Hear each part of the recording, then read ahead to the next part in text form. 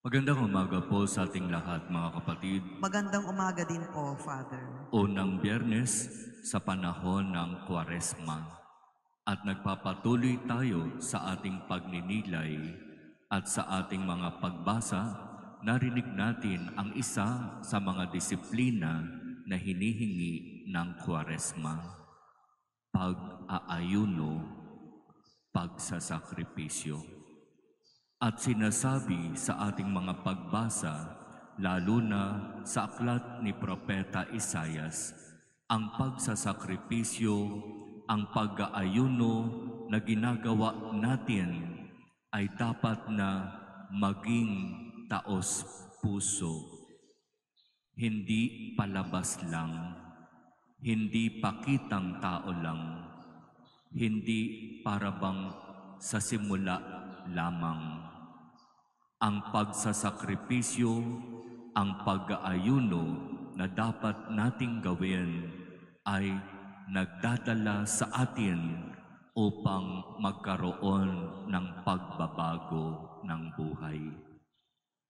Baliwala ang sakripisyo, baliwala ang pag-aayuno kung walang nababago sa ating sarili upang tayo ay umayon at humakbang sa daan patungo at palapit sa Diyos. Baliwala ang lahat ng sakripisyo na gagawin natin kung hindi naman tayo mapapalapit sa Diyos. Kaya nga diba, dinidisiplina natin ang ating sarili upang tayo ngayong panahon ng Kwaresma ay magkaroon ng malinaw na kaisipan. Nagsasakripisyo ako, nag-aayuno ako dahil gusto kong baguhin ang aking sarili. Sa pamamagitan ng pag-aayuno, ng pagsasakripisyo, matuturuan ko ang aking sarili kung papaanong ito'y madisiplina at gumawa ng mga bagay na ayon lamang sa kalooban at kagustuhan ng Diyos. At di ba alam naman ito ng mga magulang, kapag ang mga anak ay gusto ninyong maturuan, sila'y didisiplinahin. At maraming pamamaraan ng pagdisiplina.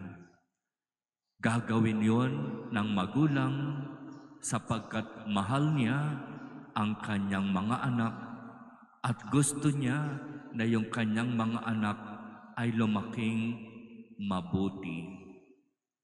Ganoon din sa ating buhay Kristiyano.